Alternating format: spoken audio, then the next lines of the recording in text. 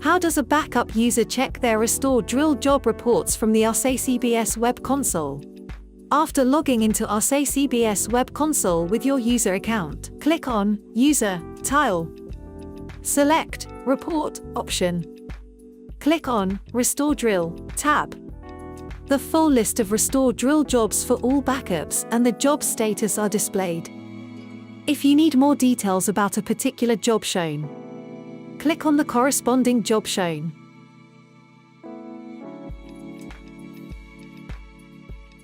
Click on Download Log to download the detailed restore drill report in PDF format.